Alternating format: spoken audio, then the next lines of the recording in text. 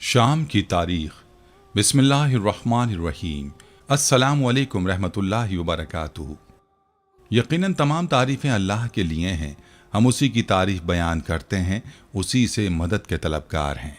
मैं गवाही देता हूँ कि अल्लाह के सिवा कोई भी माबूद बरहक नहीं। नाज़रीन, ज़मीन अल्लाह रब्बुल इज़्ज़त की बेशुमार और अनगिनत नेमतों में से एक नेमत है। यूँ तो मुकम्मल कुर्रा अर्ज़ी ख़ास अहमियत के हामिल है कि ये बनी नौ इंसान के लिए बिछोना है, मगर अल्लाह ताला ने अपनी ज़बरदस्त हिकमत के तहत इसके बाज़ ख़ित्तों को बाज़ दूसरे ख़ित्तों पर फजीलत भी अता की है। इन्हीं फजीलत वाले ख़ित्तों में से एक ख़ित्ता शाम भी है। मुतादिद कुरानी आयात और अहादीस नबविया सल्लल्लाहु अलैहि वसल्लम में इसकी फजीलत बयान की गई है। आज की इस वीडियो में हम मुल्क शाम के मुताल्लिक बात करेंगे। एक ऐसा ख़ित्ता जिसके लिए बरकत की दुआ के अल्फाज ज़बान रिसालत से अदा हुए। हम आपको बताएंगे कि मुल्क शाम की तारीख क्या है, इस जगह को सबसे पहले किसने आबाद किया, मुल्क शाम के बारे में नबी करीम सल्लल्लाहु अलैहि वसल्लम ने क्या इरशाद फरमाया, क्या क़यामत का आगाज़ मुल्क शाम से होगा। अहादीस मुबारका में शाम की तरफ से उठने वाली कौन सी आग का तज़किरा किया गया है, शाम के कौन से लश्कर के लिए जन्नत की बशारत अहादीस मुबारका में मौजूद है, क्या मैदान हशर भी अर्ज़ शाम में ही सजेगा। इन सब बातों के मुताल्लिक अहादीस मुबारका की रोशनी में बात करेंगे।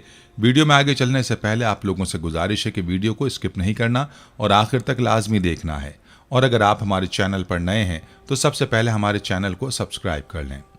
नाज़रीन, नबी पाक सल्लल्लाहु अलैहि वसल्लम ने जज़ीरा अरब के बाहर अगर किसी मुल्क का सफ़र किया है तो वो सिर्फ मुल्क शाम है। शाम है सिरियानी ज़बान का लफ्ज़, इसको सीरिया भी कहते हैं, जो हज़रत नूह अलैहिस्सलाम के बेटे हज़रत साम बिन नूह की तरफ से मंसूब है। और नूह अलैहिस्सलाम के बाद हज़रत साम अलैहिस्सलाम इसी इलाके में आबाद हुए थे और यही सरजमीन तूफ़ान नूह के बाद सबसे पहले आबाद हुई। हज़रत नूह अलैहिस्सलाम और उनके बेटे और इस इलाके में आबाद हुए थे। इस सरजमीन को दूसरे ख़ित्तों पर फजीलत अता की गई है।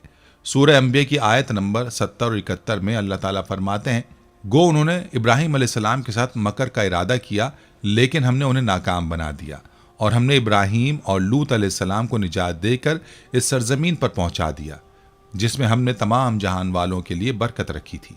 तमाम अहले इल्म का इस बात पर इत्तफाक है कि ये बरकत वाली सरजमीन शाम है। अहले इल्म इस सरजमीन के बाबरकत होने की वजह ये बताते हैं कि अल्लाह ताला ने इसी सरजमीन को इब्राहीम अलैहिस्सलाम की जाए हिजरत मुंतखब फरमाया। अल्लाह ताला ने इसी सरजमीन पर बहुत सारे अंबिया को मबूस फरमाया। हज़रत इसहाक़ अलैहिस्सलाम, याक़ूब अलैहिस्सलाम, अय्यूब अलैहिस्सलाम, दाऊद अलैहिस्सलाम, सुलेमान अलैहिस्सलाम, इलियास अलैहिस्सलाम, अल-यसी अलैहिस्सलाम, ज़िक्र अलैहिस्सलाम, याह्या अलैहिस्सलाम और ईसा अलैहिस्सलाम ने इसी सरजमीन को अपने नूर नबूवत से जगमगाया। हमारे प्यारे नबी सल्लल्लाहु अलैहि वसल्लम ने भी नबूवत से पहले 2 मरतबा मुल्क शाम का सफ़र किया। एक मरतबा अपने चचा के साथ जो बहिरा राहिब के वाक़े के साथ मारूफ है, और दूसरी मरतबा हज़रत खदीजा का माल लेकर तिजारत की गर्ज से। इस सरजमीन के बाबरकत होने की तीसरी वजह यह है कि इसी पर अल्लाह के 3 मुक़द्दस घरों में से एक घर वाक़ है और वो बैतुल मक़दस यानी मस्जिद अक़सा है। याद रहे, माजी में फ़लस्तीन मुल्क शाम ही का हिस्सा होता था। सरजमीन शाम पहली जंग अजीम तक उस्मानी हुकूमत के ज़ेर सरपरस्ती में थी। बाद में बरतानिया और फ़रांस की पॉलिसियों ने इस तरह इस सरजमीन को 4 मुल्कों की सरजमीन सीरिया, लबनान, फ़लस्तीन और उर्दुन में तकसीम कर दिया।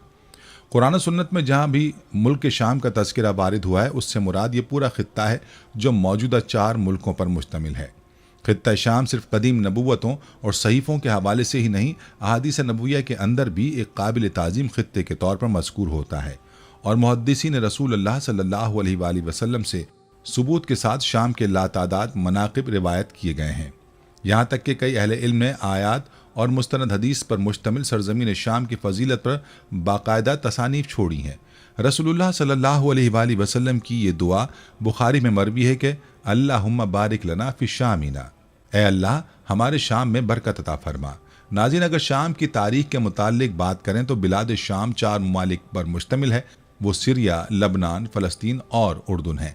पहली आलमी जंग अजीम तक के 4 ममालिक मुल्क शाम में थे। अंग्रेज़ों और अहले फ़रांस की मक्कारी से उसे टुकड़ों में तकसीम कर दिया गया और 1920 में मौजूदा शाम बनाम सूरिया वजूद में आया। अंग्रेज़ी में सूरिया को सीरिया और अरबी में अरब जमहूरिया सूरिया कहा जाता है। اسے اردو میں شام کہا جاتا ہے۔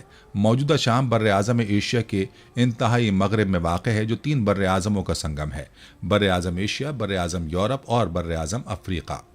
اس کے مغرب میں بحر متوسط اور لبنان، جنوب مغرب میں فلسطین اور مقبوضہ فلسطین اسرائیل، جنوب میں اردن، مشرق میں عراق اور شمال میں ترکی ہے۔ قرآن و حدیث کی روشنی میں جب ملک شام کی بات ہو تو اسے 4 ممالک سیریا، لبنان، فلسطین، اردن مراد ہوں گے۔ یہاں اس پس منظر میں تحریر ہوگی۔ بلاد شام میں فلسطین کا شہر بیت المقدس اور سوریہ کا شہر دمشق تاریخی اور شرعی اعتبار سے کافی اہمیت کا حامل ہے۔ مسجد اقصیٰ کے بے شمار فضائل ہیں۔ یہ مسلمانوں کا قبلہ اول ہے اور دنیا کی دوسری مسجد ہے جو کعبے کے بعد بنائی گئی۔ اس کے بنانے والے انبیاء ہیں۔ نبی صلی اللہ علیہ وآلہ وسلم نے معراج میں اسی کا سفر کیا اور زیارت کے طور پر یہاں پر سفر کرنے کا حکم دیا ہے۔ یہاں پر ایک وقت کی نماز 250 نمازوں کے برابر ہے۔ یہاں پر اللہ تعالیٰ نے بے پناہ برکت رکھی ہے اور یہ مقدس سرزمین ہے۔ نبی صلی اللہ علیہ وآلہ وسلم نے نبوت سے پہلے 2 مرتبہ ملک شام کا سفر کیا۔ یہ شام ہمیشہ علم و فن اور نور نبوت سے منور رہا ہے۔ یہاں بہت سارے انبیاء آئے۔ حضرت ابراہیم علیہ السلام نے اپنے بھتیجے کے ساتھ عراق سے شام کا سفر کیا اور یہیں سے اللہ کے حکم پر سیدہ ہاجرہ اور اسماعیل علیہ السلام کو لق و دق صحرا میں چھوڑنے کے لیے سفر کیا تھا۔ آپ کے بعد اسحاق علیہ السلام، یعقوب علیہ السلام، ایوب علیہ السلام، داؤد علیہ السلام، سلیمان علیہ السلام، الیاس علیہ السلام، الیسی علیہ السلام، ذکر علیہ السلام، یحییٰ علیہ السلام اور عیسیٰ علیہ السلام آئے۔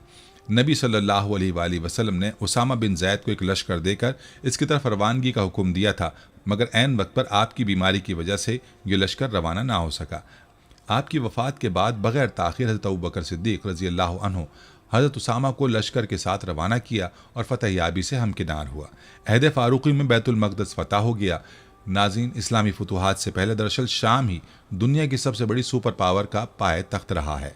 یہیں سے بیٹھ کر رومن سیزرز ایشیا، یورپ اور افریقہ کے ایک بڑے خطے پر قائم اپنے امپائر کا انتظام و انصرام کرتا تھا، جو کہ اس جگہ کی جغرافیائی اہمیت کی ایک واضح دلیل ہے۔ رومن تن تنہا و جبر کا سکہ کوئی چوتھائی دنیا پر یہیں سے چلایا جاتا تھا۔ اسلام کے شیر جزیرہ عرب سے نکلے تو مغربی سمت سب سے پہلا حلہ ظلم کے اسی راج گھاٹ پر بولا گیا۔ چنانچہ بیرونی فتوحات میں انبیاء کی یہ سرزمین اہل اسلام کے لیے پہلا خدائی تحفہ تھا۔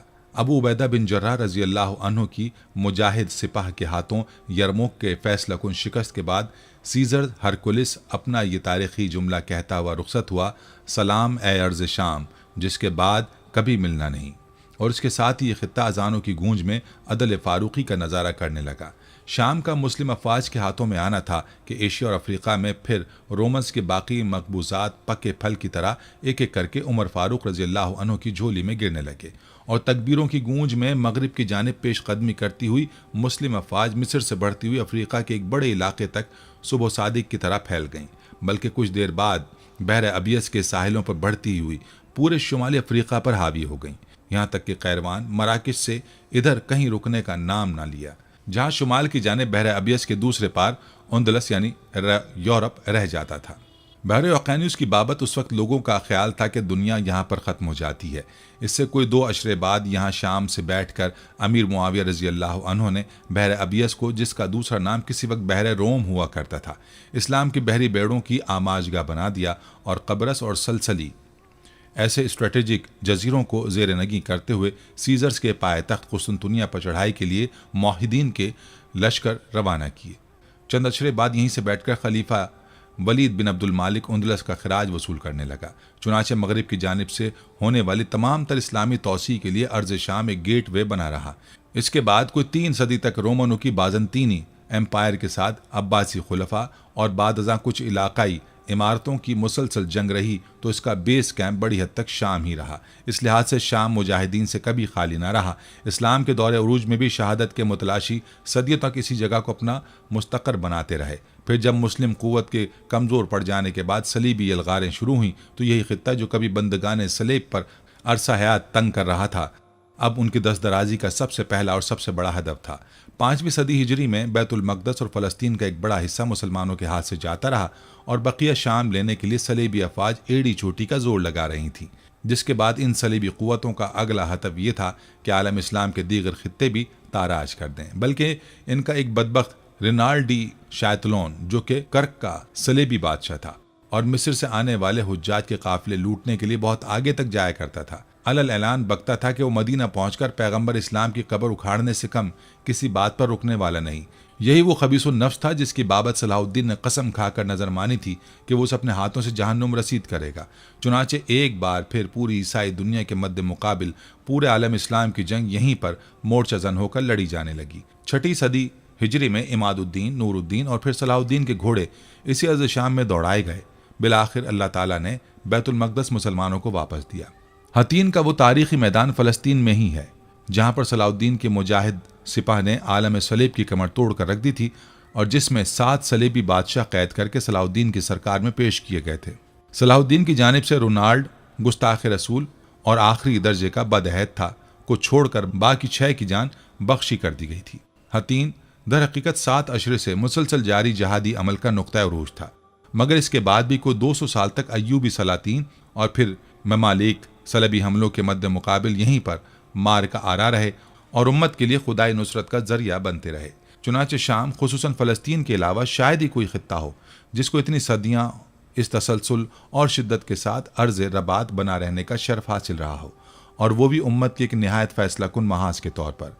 یہاں تک کہ 7ویں صدی ہجری میں جب تاتاریوں کا سیلاب قریب پورے عالم اسلام کو غرقاب کر چکا تھا اور بغداد کے دارالخلافت کو تہس نہس کر چکا تھا، تو صرف شام کا کچھ خطہ اور مصر باقی رہ گیا تھا جو ابھی تک مسلم قلمروں کا حصہ تھا۔ تاتاریوں کی وحشی الغار کے سامنے ممالک اب عالم اسلام کی آخری امید رہ گئے تھے۔ تب سلطان العلماء عز الدین بن عبدالسلام رحمۃ اللہ علیہ کے زیر تحریک مملوک سلطان سیف الدین مظفر کی قیادت میں مصر سے اسلام کا ایک لشکر اٹھتا ہے اور ہلاکو کے نائب قطباغہ کے زیر قیادت شام میں پیش قدمی کرتے ہوئے تاتاری افواج سے مقابلے کے لیے فلسطین کے تاریخی مقام عین جالوت کا انتخاب کرتا ہے۔ مارکا عین جالوت کے نتیجے میں پہلی بار مسلم دنیا اہل اسلام کے ہاتھوں تاتاریوں کو شکست فاش ہونے کی خبر سنتی ہے، ورنہ تاحال تاتاریوں کے لیے شکست کا لفظ سننے کی حسرت تک مسلم دلوں میں کبھی پوری نہ ہو پائی تھی۔ مارکا عین جالوت کی بابت ہی سلطان قطرز کا یہ تاریخی نعرہ مشہور ہے، وا اسلامہ، کہ ہائے اسلام گیا۔ اسی مارکے کی بابت جو کہ رمضان میں جمعۃ المبارک کے روز ہوا اور جس کے نتیجہ جاننے کے انتظار میں پورا عالم اسلام دم ساتھ کر بیٹھا تھا، مشہور ہے کہ سلطان نے نماز جمعہ کے وقت تک مارکا شروع نہ ہونے دیا، جس سے اس کا مقصد یہ تھا کہ عالم اسلام میں شرق تا غرب مسجدیں لشکر اسلام کی نصرت کے لیے دعا گو ہو جائیں، تو مارکا تب شروع ہو۔ اس سے چند اشرے بعد قازان کی قیادت میں تاتاری سیلاب کا ایک اور زوردار ریلا شام کا رخ کرتا ہے اور شغف کے مشہور مارکے میں مسلم افواج کے ہاتھوں منہ کی کھا کر لوٹتا ہے۔ اس مارکے کے روح رواں شیخ الاسلام ابن تیمیہ رحمہ اللہ ہوتے ہیں۔ یوں بلا مبالغہ یہ بات کہی جا سکتی ہے کہ شام اور خصوصاً فلسطین وہ ارض رباط ہے جہاں تاریخ اسلام کے پرآشوب ترین دور میں ایک صدی کے اندر عالم اسلام پر چڑھانے والی 2 بدترین کافر افواج کے گھٹنے لگے، ایک یورپ کے قلب سے اٹھنے والا صلیبی طوفان اور دوسرا صحرائے گوبی سے اٹھنے والا تاتاری ٹڈی دل۔ دونوں جہاد شام کی چٹان سے ٹکرا کر پاش ہوئے اور یوں یہ خطہ پورے عالم اسلام میں زندگی کی ایک نئی لہر دوڑانے کا منبع بنا۔ تاریخ اگر اپنا آپ دہراتی ہے تو کیا مارکہ کفر و اسلام کا حالیہ ڈراپ سین بھی کہیں ارض فلسطین میں اور موجودہ دور کی جہادی تحریکوں کے ہاتھوں تو نہیں ہونے والا؟ تاریخ انسانی کے 2 نہایت عظیم شر، صہیونیت اور صلیبیت، جو عالم اسلام کے خلاف صدیوں کا بغض پال کر ایک خاص تیاری اور خاص ایجنڈے کے ساتھ اس بار آئے ہیں، اس عالمی مملکت کفر کے خاتمے کے سلسلے میں کیا یہی ارض رباط پھر سے کئی خدائی تدبیر کے ظہور میں آنے کے لیے میدان بننے والی تو نہیں، بلکہ بن نہیں چکی، جس کے نتیجے میں قدسیوں کی لازوال مملکت ایک وقتی تعطل کے بعد ہر بار کی طرح ایک بار پھر اپنی تاریخی شان و شوکت کے ساتھ بحال ہو جائے اور صدیوں تک کے لیے اسلام کے قلعے پھر یہاں سے ناقابل تسخیر ہو جائیں۔ ناظرین، کئی احادیث میں یہ بات پائے ثبوت کو پہنچ چکی ہے کہ خطہ شام طائفہ منصورہ کا مسکن بنا رہے گا۔ اس مبارک سرزمین کے متعلق نبی پاک صلی اللہ علیہ وآلہ وسلم کی بہت سے ارشادات حدیث کی کتابوں میں محفوظ ہیں۔ اس مبارک سرزمین کی طرف حضرت امام مہدی علیہ السلام حجاز مقدس سے ہجرت فرما کر قیام کریں گے اور مسلمانوں کی قیادت کریں گے۔ حضرت عیسیٰ علیہ السلام کا نزول بھی اسی علاقے یعنی دمشق کے مشرق میں سفید مینار کے اوپر ہوگا، اور یہ علاقہ قیامت سے قبل اسلام کا مضبوط قلعہ اور مرکز بنے گا، اور قیامت کی بعض بڑی نشانیوں کا ظہور بھی اسی مقدس سرزمین سے ہوگا۔ حضرت امام مہدی علیہ السلام اسی سرزمین سے مسلمانوں کی قیادت سنبھالیں گے اور دمشق کی مشرق میں سفید مینار، اور حضرت امام مہدی علیہ السلام اسی سرزمین سے مسلمانوں کی قیادت سنبھالیں گے۔ نماز فجر کے وقت عیسیٰ علیہ السلام کا نزول بھی یہیں پر ہوگا، اور اس کے بعد حضرت عیسیٰ علیہ السلام امت مسلمہ کی قیادت بھی سنبھالیں گے، اور دجال اور یاجوج اور ماجوج جیسے بڑے بڑے فتنے بھی اسی سرزمین پر دم توڑیں گے، اور دنیا کے چپے چپے پر اسی علاقے کی سرپرستی میں مسلمانوں کی حکومت قائم ہوگی، اور یمن سے نکلنے والی آگ لوگوں کو اسی بابرکت سرزمین کی طرف بھگا کر لے جائے گی، اور سب مومنین اس مقدس سرزمین پر جمع کیے جائیں گے، اور پھر اس کے بعد جلد ہی قیامت قائم ہو جائے گی۔ یاد رہے، قیامت صرف کافروں پر قائم ہوگی۔ اللہ رب العزت کے حکم سے تمام مسلمانوں کی قیامت سے کچھ وقت پہلے ہی روح قبض کر لی جائے گی۔ ناظرین، خطہ شام قدیم نبوتوں اور صحیفوں کے حوالے سے بھی اور احادیث نبوی میں بھی ایک نہایت قابل تعظیم خطے کے طور پر مذکور ہے۔ محدثین رحمہ اللہ نے رسول اللہ صلی اللہ علیہ وآلہ وسلم سے شام کے لاتعداد مناقب روایت کیے ہیں، یہاں تک کہ کئی اہل علم نے آیات و مستند احادیث پر مشتمل سرزمین شام کی فضیلت پر باقاعدہ کتابیں تصنیف فرما دی ہیں۔ نبی صلی اللہ علیہ وآلہ وسلم نے فرمایا، یہ ایمان کی سرزمین ہے۔ میں نے دیکھا کہ میرے تکیے کے نیچے سے کتاب کا ایک بنیادی حصہ مجھ سے واپس لیا جا رہا ہے۔ میری نظروں نے تعقب کیا، ادھر سے نور پھوٹ رہا تھا، میں نے دیکھا کہ وہ شام میں رکھ دی گئی ہے۔ پس جب فتنے رونما ہوں تو ایمان شام میں ہوگا۔ مبارک سرزمین۔ ابن عمر رضی اللہ عنہ بیان فرماتے ہیں کہ رسول اللہ صلی اللہ علیہ وآلہ وسلم نے فرمایا، اے اللہ، ہمارے شام میں ہمیں برکت نصیب فرما اور ہمارے یمن میں ہمیں برکت نصیب فرما۔ بخاری۔ شام کے لیے خوشحالی۔ زید بن ثابت رضی اللہ عنہ بیان کرتے ہیں کہ رسول اللہ صلی اللہ علیہ وآلہ وسلم نے فرمایا، شام کے لیے خوشحالی ہے۔ ہم نے عرض کیا، اے اللہ کے رسول، یہ کس وجہ سے ہے؟ تو آپ صلی اللہ علیہ وآلہ وسلم نے فرمایا، رحمان کے فرشتے اس پر اپنے پر پھیلائے ہوئے ہیں۔ اسے بہترین بندوں کی بہترین زمین کہا گیا ہے۔ حضرت عبداللہ بن حوالہ رضی اللہ عنہ سے مروی ہے کہ انہوں نے آپ صلی اللہ علیہ وآلہ وسلم سے کہا، اے اللہ کے رسول، آپ مجھے بتائیں کہ میں کس علاقے میں رہوں۔ اگر مجھے پتا ہو کہ آپ صلی اللہ علیہ وآلہ وسلم ہمارے ساتھ لمبے عرصے تک رہیں گے تو میں آپ کی رفاقت کے علاوہ کہیں اور رہنے کو ہرگز ترجیح نہ دوں۔ رسول اللہ صلی اللہ علیہ وآلہ وسلم نے فرمایا، شام کی طرف جاؤ۔ تو جب آپ صلی اللہ علیہ وآلہ وسلم نے دیکھا کہ مجھے شام پسند نہیں ہے تو آپ نے فرمایا، کیا تم جانتے ہو کہ اللہ اس بارے میں کیا فرماتا ہے؟ پھر آپ صلی اللہ علیہ وآلہ وسلم نے کہا، شام میری زمینوں میں سے وہ منتخب کردہ زمین ہے جہاں میں اپنے بہترین عابدوں کو داخل کرتا ہوں۔ یہ جگہ مومنین کا گھر اور مسکن ہے۔ ابن حوالہ بیان کرتے ہیں کہ رسول اللہ صلی اللہ علیہ وآلہ وسلم نے فرمایا، ان قریب امر جہاد اس طرح ہوگا کہ تمام لشکروں کے مجموعے بنو گے، ایک لشکر شام میں ہوگا، ایک یمن میں اور ایک لشکر عراق میں۔ ابن حوالہ سے عرض کیا، اے اللہ کے رسول صلی اللہ علیہ وآلہ وسلم، اگر میں یہ صورت پاؤں تو آپ میرے لیے کسی لشکر کا انتخاب فرما دیں۔ آپ نے فرمایا، تم شام کے لشکر کو لازم پکڑنا، کیونکہ وہ اللہ کی سرزمین میں ایک پسندیدہ خطہ ہے اور وہ اپنے بندوں کو اس طرف لائے گا۔ ہاں، اگر تم وہاں نہ جاؤ تو یمن کا رخ کرنا اور اس کے حوضوں سے سیراب ہونا۔ اللہ تعالیٰ نے شام اور اہل شام کی محافظت کی مجھے ضمانت دی ہے۔ ابو داؤد۔ سلمہ بن نفیل الکندی رضی اللہ عنہ سے نسائی کی صحیح حدیث ہے کہ رسول اللہ صلی اللہ علیہ وآلہ وسلم نے فرمایا، ایمان والوں کا گھر شام ہے، یہ غنائم اور رزق کی سرزمین ہے۔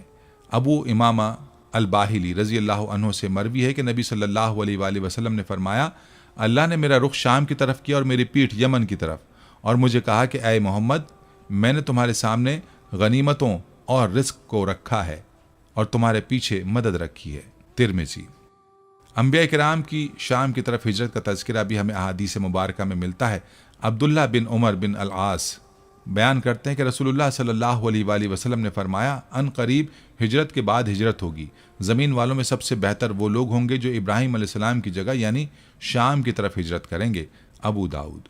جب اہل شام فساد کا شکار ہو جائیں تو پھر تم میں کوئی خیر نہیں، میری امت میں سے ایک طبقہ نصرت مند رہے گا، جو لوگ انہیں بے یار و مددگار چھوڑیں گے وہ ان کا کچھ نہ بگاڑ پائیں گے یہاں تک کہ قیامت آ جائے۔ ترمذی۔ شام طائفہ منصورہ کا مسکن رہے گا، شام کی جہت والے لوگ بالا تر رہیں گے حق پر ہوتے ہوئے یہاں تک کہ قیامت آ جائے۔ صحیح مسلم۔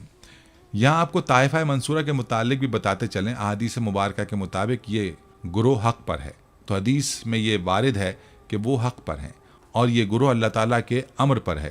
یہ گروہ کس امر پر ہے، یہ گروہ کس دین پر ہے، یہ تو سب الفاظ اس بات کی دلیل ہیں کہ یہی لوگ دین صحیح اور استقامت پر ہیں، جس دین کے ساتھ نبی صلی اللہ علیہ وآلہ وسلم رسول بنا کر بھیجے گئے ہیں۔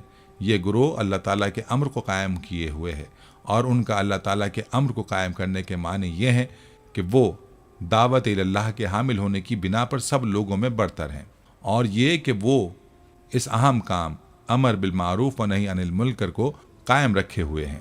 نمبر 3 کہ یہ گروہ قیامت تک ظاہر رہیں گے۔ احادیث میں اس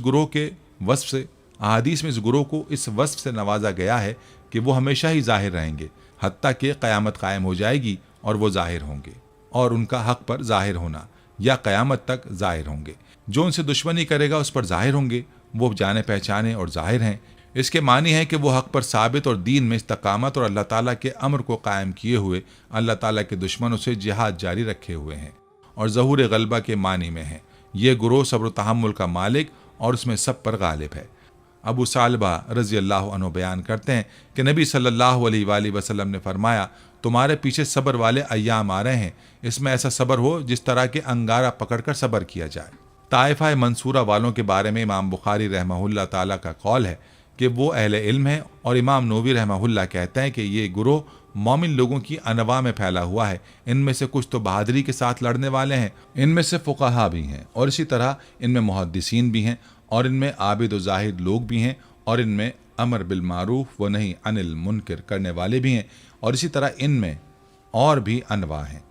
اور ان کا یہ بھی قول ہے، یہ جائز ہے کہ طائفہ اور گروہ مومنوں کی متعدد انواع میں ہوں۔ ان میں قتال و حرب کے ماہر اور فقیہ اور محدث، اور امر بالمعروف و نہی عن المنکر پر عمل کرنے والے اور زاہد و عابد شامل ہیں۔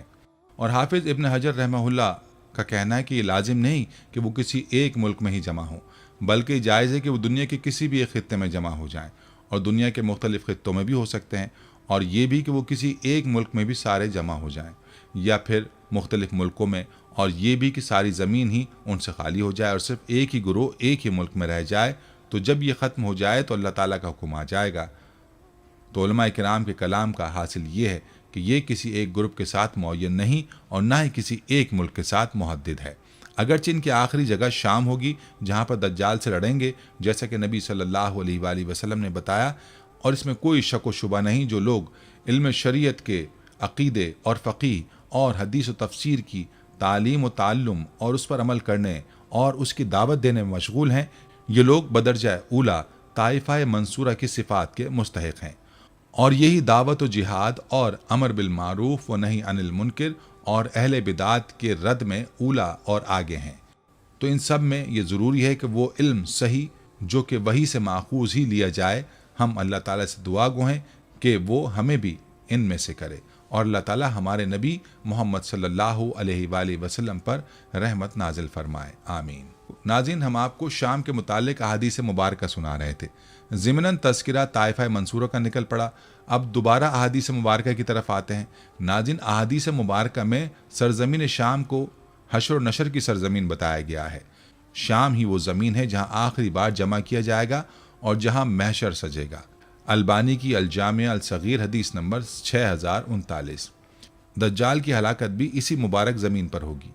سیدنا ابو ہریرہ رضی اللہ عنہ سے مروی ہے کہ آپ صلی اللہ علیہ وآلہ وسلم نے فرمایا، ایمان دائیں جانب ہے اور کفر مشرق نجد کی جانب ہے۔ گھوڑوں اور اونٹوں والوں عرب کے دیہاتوں میں غرور و تکبر پایا جاتا ہے، اور مسیح الدجال مشرق سے آئے گا، پھر فرشتے اسے شام کی طرف بھگا دیں گے، اور وہ مدینے کی جانب پیش قدمی کرے گا، یہاں تک کہ وہ احد کے پہاڑوں کے پیچھے تک پہنچ جائے گا۔ پھر فرشتے اسے شام کی طرف بھگا دیں گے، اور پھر ادھر سے اسے ہلاک کر دیا جائے گا۔ ترمذی۔ حضرت عبداللہ بن عمر رضی اللہ عنہما کہتے ہیں کہ رسول اللہ صلی اللہ علیہ وآلہ وسلم نے فرمایا، قیامت سے پہلے حجر موت یا حجر موت کے سمندر کی طرف سے ایک آگ نکلے گی جو لوگوں کو اکٹھا کرے گی۔ صحابہ نے عرض کیا، اللہ کے رسول، اس وقت آپ ہمیں کیا حکم دیتے ہیں؟ آپ نے فرمایا، تم شام چلے جانا۔ نبی صلی اللہ علیہ وآلہ وسلم کا ایک اور فرمان ہے، مبارکباد ہو شام کے لیے۔ ہم نے عرض کیا، کس چیز کی اے اللہ کے رسول؟ آپ نے فرمایا، اس بات کی کہ رحمان کے فرشتے ان کے لیے اپنے بازو بچھاتے ہیں۔ حضرت ابو ہریرہ رضی اللہ عنہ سے روایت ہے، جب جنگیں ہوں گی تو اللہ تعالیٰ 9 مسلموں کا ایک لشکر کھڑا کرے گا۔ ان کے گھوڑے عرب کے بہترین گھوڑے ہوں گے، اور ان کا اسلحہ سب سے عمدہ ہوگا۔ اللہ تعالیٰ ان کے ذریعے سے دین کی مدد کرے گا۔ قرہ بن یاس المزنی رضی اللہ عنہ کہتے ہیں کہ رسول اللہ صلی اللہ علیہ وآلہ وسلم نے فرمایا، اگر اہل شام میں فساد برپا ہو جائے تو پھر تم میں کوئی خیر نہیں، میری امت میں ہمیشہ ایک ایسی جماعت رہے گی جس کو اللہ تعالیٰ کی مدد حاصل ہوگی اور اس کو نیچا دکھانے والے قیامت تک اس جماعت کو نقصان نہیں پہنچا سکتے ہیں۔ ایک اور جگہ پر آپ صلی اللہ علیہ وآلہ وسلم کا ارشاد ہے، ابن حوالہ، جب تم دیکھو کہ خلافت ارض مقدس تک پہنچ گئی ہے تو زلزلے آنے لگیں گے، مصیبتیں ٹوٹیں گی اور بھی بڑی بڑی علامتیں ظاہر ہوں گی، اور قیامت اس وقت لوگوں کے اس سے زیادہ قریب ہوگی جتنا کہ میرا ہاتھ تمہارے سر پر ہے۔ دمشق کے مشرق میں سفید مینارے کے پاس عیسیٰ علیہ السلام اتریں گے، پس وہ دجال کو اس باب لود کے پاس پائیں گے اور اس کا کام تمام کر دیں گے۔ ان کے علاوہ اور بھی شام کے فضائل و خصوصیات ہیں، مثلا یہ مومنوں کا مسکن، بہترین بندوں کی سرزمین، مال غنیمت اور رزق کی جگہ ہے جہاں بخوف طوالت چھوڑ دیا گیا۔ ناظرین، اسی طرح صحابہ و تابعین کا شام میں رہائش پذیر ہونا بھی احادیث مبارکہ سے ثابت ہے۔ ان فرامین اور دین کی سربلندی کی وجہ سے صحابہ کرام رضی اللہ عنہم کی ایک بہت بڑی تعداد شام کو مسکن بنا کر رہی۔ شام اور اس کے ارد گرد کے خطوں میں جہاد کرنا صحابہ کو سب سے زیادہ مرغوب تھا۔ مکہ اور مدینہ کے بعد اگر کوئی خطہ ہے جسے یہ شرف حاصل ہے کہ وہاں صحابہ کرام کی ایک بڑی تعداد دفن ہے تو وہ بلاد شام ہے۔ یہاں جگہ جگہ انبیاء علیہ السلام مدفون ہیں، یہاں تک کہ تابعین اور تبع تابعین اور ان کے بعد کے ادوار کے اولیاء اور ائمہ و علماء، شہداء، مجتہدین، قائدین، سلاطین اور اسلام کے لیے ہر طرح کی عظیم خدمات پیش کرنے والی عظیم شخصیات تو شمار سے باہر ہیں جو بلاد شام میں مدفون ہیں، جنہوں نے شام کو اپنا مسکن بنائے رکھا۔ یوں سمجھی کہ شام ہمیشہ ہیروں و موتیوں سے بھرا رہا ہے۔ اسی سرزمین پر آل رسول صلی اللہ علیہ وآلہ وسلم کے مزارات ہیں، ہر قدم پر نشانات موجود ہیں۔ داستان کربلا سینوں میں موجود ہے۔ لبنان، یمن اور دیگر ممالک سے عوام شام میں مزارات کی زیارت کو آتے ہیں۔ دمشق دنیا کا قدیم شہر شمار کیا جاتا ہے۔ اسی سرزمین پر حضرت آدم علیہ السلام نے رہائش اختیار کی تھی۔ دنیا کا پہلا قتل ہوا۔ حضرت آدم علیہ السلام کے بیٹے قابیل نے حابیل کو قتل کیا تھا۔ دمشق سے 45 کلومیٹر کے فاصلے پر وادی درہ ہے جہاں حضرت حابیل کا روضہ بھی ہے۔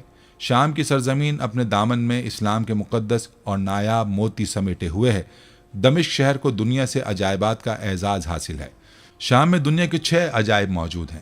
اسی سرسبز شاداب سرزمین میں امام نووی، شارح صحیح مسلم، شیخ الاسلام ابن تیمیہ، علامہ ابن القیم، حافظ ابن عساکر اور حافظ ابن حجر عسقلانی وغیرہ جیسے علماء و فضلاء پیدا ہوئے۔ یہاں بہت سارے انبیاء، بہت سارے علماء و محدثین اور بہت سارے صحابہ کرام مدفون ہیں۔ بلاد شام کو ارض جہاد بھی کہا جاتا ہے۔ بلا شبہ جہاد کی وجہ سے اس خطے کی عظمت و فضیلت سب سے زیادہ ہے۔ آج بھی یہ خطہ کائنات کے مسائل میں مرکزی حیثیت رکھتا ہے۔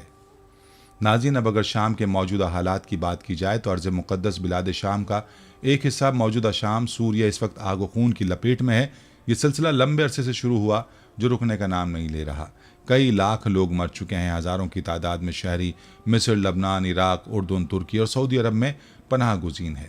ارض فلسطین اس وقت مسلمانوں کے خون سے بالکل شرابور ہے۔ بچہ بچہ بلک رہا ہے، عورتیں چیخ رہی ہیں، مرد و جوان آہو بکا لگا رہے ہیں۔ پورے شام میں ہر جانب یا مسلمون المدد یا عرب المدد کی لرزتی کپ کپاتی صدائیں بلند ہو رہی ہیں۔ مسلمانوں پر ظلم کرنے کا کوئی طریقہ نہیں چھوڑا ہے۔ حیوانیت سو سزائیں دی جا رہی ہیں۔ اس طرح سے ایک جانور کے ساتھ بھی کرنا درندگی شمار ہوگا۔ الحفیظ الامان، اقوام متحدہ کی تازہ رپورٹ کے مطابق لاکھوں فلسطینی شہید ہو چکے ہیں۔ ان کے علاوہ نہ جانے کتنے لاپتہ، کتنے فرار، کتنے اسپتال میں اور کتنے اعداد و شمار سے باہر ہوں گے۔ اتنا سب کچھ ہونے کے باوجود عالمی برادری، اقوام متحدہ اور بین الاقوامی تنظیمیں خاموش ہیں۔ مسلم حکمران، مسلم تنظیمیں اور مسلم ذمہ داران بھی غفلت کی لمبی چادر تانے سو رہے ہیں۔ ہم مسلمانوں کو اپنے شامی بھائیوں کے جان و مال کے تحفظ کے لیے اسی وقت اقدام کرنا ہوگا۔ ہمیں ان کی ہر طرح سے امداد دینی ہوگی۔ خوابیدہ ضمیر ذمہ داروں کو جگانا ہوگا، ظالم حکمرانوں کو سبق سکھانا ہوگا، ظلم کو ہوا دینے والے، اتحاد کو توڑنے والے اور انتشار و انا کو پھیلانے والے لوگوں کا گلا دبانا ہوگا۔ یا اللہ، شامی مسلمانوں کی غیبی مدد فرما، مسلم خواتین کی عزت و آبرو کی حفاظت فرما، ظالموں کو فرشتوں اور پاک باز مجاہدوں کے ذریعے نیست و نابود کر دے۔ رذیل اقوام جو شامی مسلمانوں کی تباہی پر تلے ہیں انہیں خاکستر کر دے اور پورے جہان کے مسلمانوں کو اپنی پناہ میں لے لے۔ آمین یا رب العالمین۔ ناظرین، یہ تھی ہماری آج کی ویڈیو۔ ہم امید کرتے ہیں کہ آپ کو ہماری آج کی یہ ویڈیو ضرور پسند آئی ہوگی۔ اگر آپ کو ہماری آج کی یہ ویڈیو پسند آئی ہے तो आपसे गुजारिश करते हैं कि आप हमारे चैनल को ज़रूर सब्सक्राइब कर लें और साथ ही लगे बेल के बटन को भी प्रेस कर लें ताकि आपके पास हमारी आने वाली मज़ीद मालूमाती वीडियोज़ का नोटिफिकेशन बर वक्त मिलता रहे। सब्सक्राइब के साथ साथ हमारी वीडियोज़ को लाइक भी करें और अपनी कीमती राय का इजहार कमेंट्स में ज़रूर करें। कमेंट्स में आप अपने सवालात भी हम तक पहुँचा सकते हैं। अल्लाह ताला आपको अपने हिफ्ज़ व मान में रखे, आमीन। आखिर में प्यारे दोस्तों, हर वीडियो के इख्तिताम में हमने एक दुआ का सिलसिला शुरू किया हुआ है। जो भी इस दुआ में शामिल होगा, मेरा दावा है कि अल्लाह पाक उसकी तमाम जायज़ हाजात को पूरा करेंगे। अपनी दुआ का आगाज़ दुरूद इब्राहिमी से करते हैं। आप सब दोस्त और बहनें पहले मेरे साथ मिलकर दुरूद पाक पढ़ लें और कमेंट्स में आमीन लाजमी लिखिएगा। अल्लाह पाक उस आमीन को लिखने की बरकत से आपकी और मेरी तमाम जायज़ हाजात को पूरा फरमाएंगे। दुआ का आगाज़ करते हैं। बिस्मिल्लाहिर्रहमानिर्रहीम। अल्लाहुम्मा सल्ली अला मुहम्मदिन व अला आलि मुहम्मदिन कमा सल्लैता अला इब्राहीम व अला आलि इब्राहीम इन्नका हमीदुम मजीद। अल्लाहुम्मा बारिक अला मुहम्मदिन व अला आलि मुहम्मदिन कमा बारकता अला इब्राहीम व अला आलि इब्राहीम इन्नका हमीदुम मजीद। तमाम हम्द व सना रब्बे ज़ुल जलाल के लिए हैं, जिसकी रहमत से नाउमीदी नहीं, जिसकी नेमतों से दामन खाली नहीं, जिसकी मग़फ़िरत से मायूसी नहीं और जिसकी रहमतों का फैज़ान कभी नहीं रुकता। ऐ अल्लाह पाक, ऐ अल्लाह तू पाक है, तेरा शुक्र अदा करते हैं इस इकरार के साथ कि तेरे सिवा कोई माबूद नहीं, तू सबसे बड़ा है, तेरा कोई शरीक नहीं और ना ही कोई हमसर है। ज़मीन व आसमान पर जितनी भी मखलूक़ात हैं, तू सबका मालिक है और तू ही सबका पालने वाला है। ऐ अल्लाह पाक, बिलाशुबा तू हमसे मोहब्बत करता है। यही वजह है कि तूने हमें ईमान की दौलत से नवाजा और हमें अपने महबूब सल्लल्लाहु अलैहि वालैहि वसल्लम का उम्मती बनाया। या अल्लाह, अपने प्यारे हबीब पाक सल्लल्लाहु अलैहि वालैहि वसल्लम के सदक़े हमारी जिंदगियों को पुरसुकून और आसान बना दे। या इलाही, हम सब के गुनाह मुआफ़ फरमा दे, हम सबको आबिद और सहर खेस बना दे, हम पर राज़े शौक़ आश्कार कर दे, हमें ग़ुलामी मुस्तफ़ा सल्लल्लाहु अलैहि वालैहि वसल्लम से सरफराज फरमा दे। हमारे दिलों की वीरान बस्ती को अपनी रहमत से आबाद कर दे और हमें उस रास्ते पर हमेशा कायम रख जो नबी पाक सल्लल्लाहु अलैहि वालैहि वसल्लम ने बतलाया है। या अल्लाह पाक, हम सबको सच्चे दिल से तौबा करने की तौफीक अता फरमा दे। ऐ रब्बे रहीम, हम गुनाहों की दलदल में डूब गए हैं, हम बदकारियों की मस्तियों में गिर पड़े हैं, हम मायूसियों के अंधेरों में भटक रहे हैं, रहमत इलाही से खुद ही रूठ गए हैं। ऐ अल्लाह, हम निदामत के आंसुओं से ना आशना हैं, हम एक सच्ची तौबा के तलबगार हैं। ऐ अल्लाह पाक, अपनी रहमत से हमें वो सच्ची तौबा अता फरमा। ऐ परवरदिगार, हमें हमारे वालिदैन को, हमारे अहल व अयाल को, हमारे आबा व अजदाद और हमारी आने वाली नस्लों को अपनी आफियत अता फरमा। हम सबको बेहिसाब रिज़्क़ अता फरमा। हम सबको हासिदों के हसद से बचा। दोनों जहानों के मालिक, जब हम थक जाएं तो हमें आराम पहुंचाना, जब मुश्किलें भर जाएं तो आसानी बन जाना, जब हम कमजोर पड़ जाएं तो हमारी ताकत बन जाना, जब हम दुख और तकलीफ में हों तो हमारा मरहम बन जाना, जब हम मायूस हो जाएं तो हमारा भरोसा और यकीन बन जाना, जब हम भूख से निढाल हो जाएं तो तेरी याद ही हमारी ग़िज़ा बन जाए, जब हर तरफ बेचैनियां भर जाएं तो ऐ पाक परवरदिगार हमारा सुकून बन जाना, जब हमारे अंदर मायूसी का अंधेरा भरने लगे तो उम्मीद की रोशनी बन जाना, जब हर चीज़ हमारे लिए नामुमकिन हो जाए तो हर चीज़ को अपने ख़ास फज़ल व करम से मुमकिन बना देना। ऐ अर्ज़ व समा के मालिक, तू गफूर है, तू रहीम है, हम सब की तौबा कबूल करना, हमारे सगीरा कबीरा गुनाहों को धो दे, हमारे दिलों को हिदायत अता फरमा, हमारी जुबान को दुरुस्तगी और नरमी अता फरमा, हम सबको गुनाहों से बचा और नेक अमाल करने की तौफीक अता फरमा। ऐ अल्लाह, जिस तरह तू बारिश बरसाकर सूखी जमीन की प्यास बुझाता है, उसी तरह अपनी रहमत से हमारे दिलों को भी सैराब कर दे। बेशक तू बड़ा मेहरबान और निहायत रहम करने वाला है। ऐ परवरदिगार, हम सबको हर उस नेमत से सरफराज फरमा जिसमें हमारे लिए खैर व बरकत हो, इज्जत व वक़ार हो, राहत व सुकून हो, सेहत और तंदुरुस्ती हो, तरक्की हो, खुशहाली हो और दुनिया और आखिरत की भलाई हो। ऐ हमारे अल्लाह, हमारी जिंदगियों को मोहब्बत का उन्मान बना दे कि हम सबसे ज्यादा तुझसे मोहब्बत करें, तुझको फौकियत दें, तेरी इबादत करें, तेरा हुक्म माने, तेरे बताए हुए रास्ते पर चलते रहें यहां तक कि हमारी जिंदगी तमाम हो जाए और तू हमें अपने नूर से ढांप ले, वो नूर जो हमारे सीने को मुनव्वर कर दे, वो नूर जो कब्र को रोशन कर दे, वो नूर जो पुले सिरात पर रोशनी बन जाए। ऐ हमारे रब, हमको भी उन खुश नसीबों में शामिल फरमा जिनकी तौबा तू कबूल करता है, जिनके गुनाहों को तू अपने फजलो करम और रहमत से नेकियों में तब्दील करता है। या अल्लाह, हमारे पास कोई अमल नहीं है, हमें सिर्फ तेरी रहमत का आसरा है। ऐ परवरदिगार, हमें अपनी रहमत में ढांप ले। ऐ बुलंदियों के बादशाह, ऐ रब्बे कायनात, हमारे दिल और हमारे कदम अपनी रजा की तरफ फेर दे। आमीन या रब्बुल आलमीन।